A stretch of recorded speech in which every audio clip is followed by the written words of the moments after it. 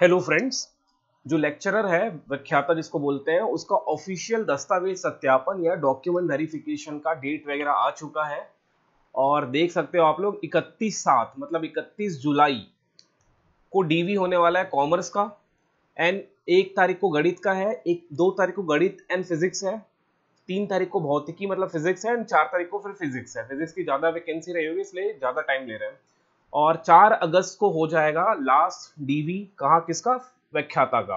अब जैसे ही व्याख्याता का कंप्लीट होगा तो उसके बाद सूची आ जाएगी, पात्र और अपात्र जो कैंडिडेट्स हैं इनकी क्या आ जाएगी, सूची आ जाएगी।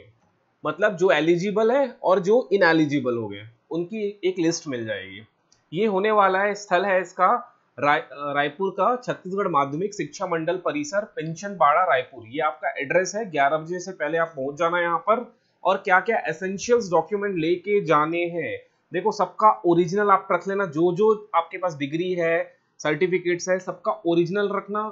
3 सेट फोटोकॉपी रखना, 3 से 4 सेट, अभी बताऊंगा कितना सेट है, लेकिन एटलीस्ट 3 सेट तो रखना ही है। अब डीवी के लिए आपको क्या क्या लेके जाना है ये देख लेते हैं। यहाँ पर सब्जेक्ट लिखना है, यहाँ पर सब्जेक्ट का नाम लिख लेना। यहाँ आई थिंक एक फोटो लगाना होगा, लगा लेना, या मत लगाना, वहां जाके लगा लेना। एक गोंद ले जाना अपने इस घर से। एनरोल नंबर यहाँ लिख लेना। या आपको मेरिट रैंक, जो आपका रैंक है वो लिखना है। आपका नाम यहाँ हिंदी में लिखना है, 4th वाले में आपका नाम अंग्रेजी में लिखना है, पुरुष महिला डाल देना, जाति डाल देना, पत्र व्यवहार का पूरा पता लिख लेना है यहाँ पर, आधार नंबर यहाँ लिख लेना है। 9th में आप अगर दिव्यांग है तो सर्टिफिकेट के आधार पर लिख लेना श्रेणी एवं प्रतिशत जो है। फिर 10-11 तो ऐसे ही, 11 में आपको लिखना है जन्म तिथि, जो हाई स्कूल 10th के रिजल्ट में जो लिखा है वो लिखना है। 1 जनवरी 2023 की स्थिति में आप कितने साल के हो गए वो लिखना है। 13वें नंबर पे लिखना है क्या आयु की सीमा में छूट मांगी गई है, ये लिखना है। अगर मांगी गई है तो लिख लेना। आधार लिखना है पहले तो, क्या किस बेसिस पे मांग रहे हो। जैसे होता है ना कि कैटेगरी के बेसिस पे मांग रहे हो, या एक्स ऑफिशियल हो तो मांग रहे हो, या एक्स सर्विसमैन हो तो मांग रहे हो, किस आधार पे है। क्या आयु सीमा में छूट की पात्रता है वो लिखना है यहाँ पर। क्या स्थायी जाति प्रमाण पत्र प्रस्तुत है वो लिखना है, यस और नो में लिखना है आई थिंक।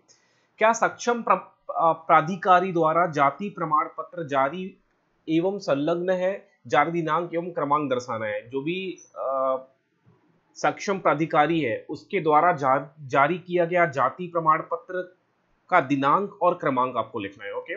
क्या निवास प्रमाण पत्र प्रस्तुत है, यस में आंसर करना है। जारी दिनांक एवं क्रमांक लिखना है आपको।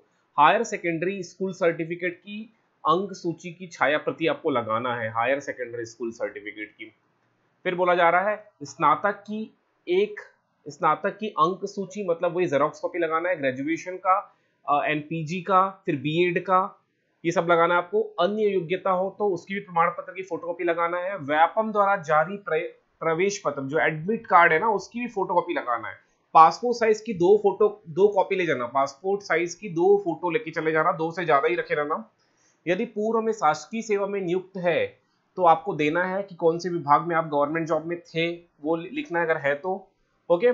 यदि हाँ तो नियोक्ता का अनापत्ति प्रमाण पत्र भी लगाना है। अगर कोई गवर्नमेंट ऑफिस में ऑलरेडी जॉब कर रहा था और उसको स्विच करना है पीजी में, तो फिर अनापत्ति प्रमाण पत्र भी लगाना है। किसी अन्य विषय पद में चयन हुआ है तो उसका मेरिट क्रमांक।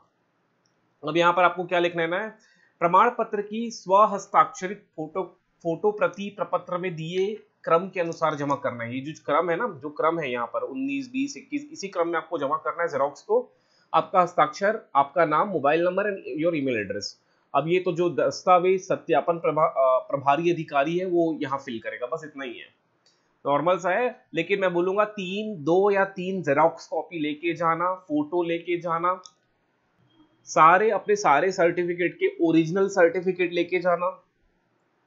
5वीं और 8वीं नहीं मांगा गया है लेकिन रख लेना, 5वीं और 8वीं का भी ओरिजिनल रख लेना। 10वीं 12वीं तो रखना ही है। ग्रेजुएशन के सारे सर्टिफिकेट्स रखना। जैसे किसी के ग्रेजुएशन में 6 सेमेस्टर थे तो 6 के 6 सेमेस्टर के सारे सर्टिफिकेट रखे रहना। सिमिलरली पीजी पोस्ट ग्रेजुएशन के भी सारे सेमेस्टर के सर्टिफिकेट लेके जाना। ओरिजिनल की बात करूं, जेरोक्स तो आपको रखना ही है 2-3 सेट में, 3 सेट करा लेना। भले जरूरत ना पड़े लेकिन अगर मांगा जाए तो आपके पास होना चाहिए, वहां हड़बड़ाना नहीं है।